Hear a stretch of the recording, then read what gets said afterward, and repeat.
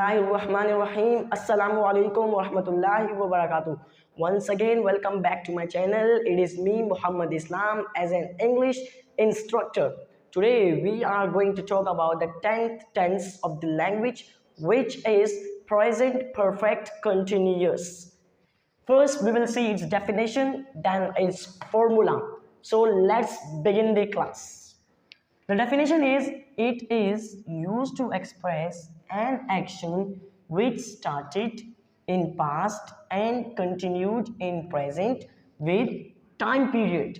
यानी ऐसा काम या ऐसा अमल जो कि हमारा माजी में शुरू हुआ हो और कंटिन्यूस में यानी प्रेजेंट में चल रहा हो सिर्फ और सिर्फ टाइम पीरियड के साथ. टाइम पीरियड में हम इस्तेमाल करते हैं फॉर और सिंस. मैं फॉर्मूला भी बता देता हूँ और उनका डिफरेंस भी बता देता हूँ कि आपने फॉर कहाँ इस्तेमाल करना है और सिंस कहाँ इस्तेमाल करना है. So let's see the formula. Subject plus have has plus been यानी हैव बीन या हैज बीन प्लस वर्ब के I N G form plus object plus since या फॉर. चले देखते हैं सिंस कहाँ इस्तेमाल करेंगे और हम फॉर कहाँ इस्तेमाल करेंगे. चलें, सिंस आप इस्तेमाल करते हैं मॉर्निंग के साथ यानी सुबह के साथ, आप इस्तेमाल करते हैं नाइट के साथ, इवनिंग के साथ, आफ्टरनून,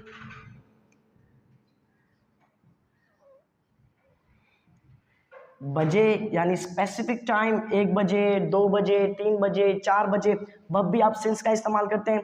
इसी तरह आप अपने बचपना के साथ भी चाइल्डहुड यानी वह भी आप सिंस का इस्तेमाल करते हैं.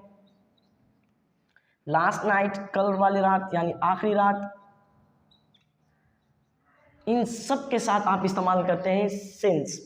आप फॉर का इस्तेमाल करते हैं, फॉर इस्तेमाल करते हैं सेकंड्स के साथ, मिनट्स के साथ, आवर्स के साथ, डेज के साथ यानी दिनों के साथ, फिर वीक्स के साथ, इसी तरह फिर ईयर्स यानी साल के साथ, इसी तरह डिकेड यानी 10 साल के साथ, और इसी तरह आप सेंचुरी के साथ भी फॉर इस्तेमाल करते हैं यानी सदी के साथ, 100 साल के साथ. तो ये एक छोटा सा डिफरेंस था. एक चीज़ का आपने ख्याल रखना है कि जब आप लफ्ज़ इस्तेमाल कर रहे हैं उर्दू में बजे, वब आप यहाँ पर फॉर का इस्तेमाल नहीं करेंगे, आपने सिंस का इस्तेमाल करना है, क्योंकि यहाँ पर आप स्पेसिफिक टाइम शो करेंगे जैसे 1 o'clock 2 o'clock 3 o'clock. तो इस चीज़ का आपने ख्याल रखना है. चलें अब हम इसके कुछ एग्जाम्पल्स देखते हैं. एग्जाम्पल से for example, she has been working since morning.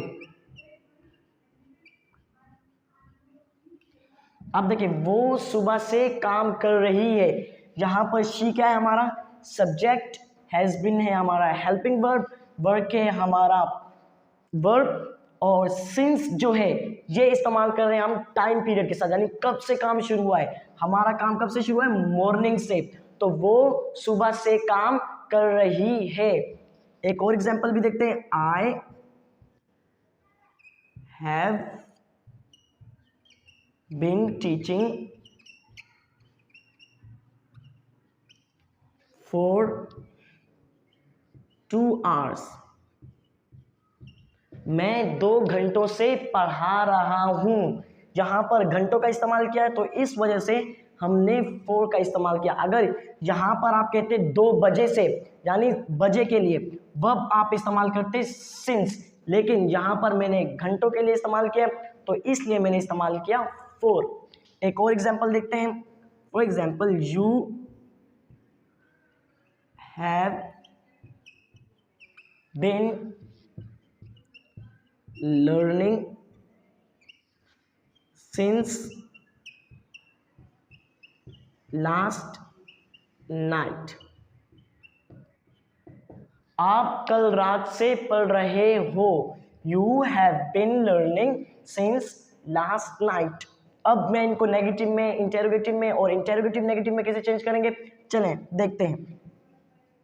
तो नेगेटिव कैसे बनेगा, यू हैव नॉट बिन, इन दोनों के दरमियान क्या आ जाएगा? Not. You have not been learning since last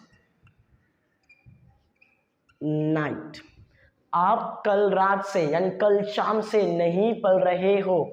अब इंटेरोगेटिव कैसे बनेगा? हैव पहले आ जाएगा, have you been learning since last night, क्या आप कल शाम से या क्या आप कल रात से पढ़ रहे हो, जो कि हमारा इंटेरोगेटिव है। अब लास्ट बट नॉट लीस्ट यानी इंटेरोगेटिव नेगेटिव, सवालिया और इनकारिया, have you not been learning since last night, क्या आप कल रात से नहीं पढ़ रहे हो।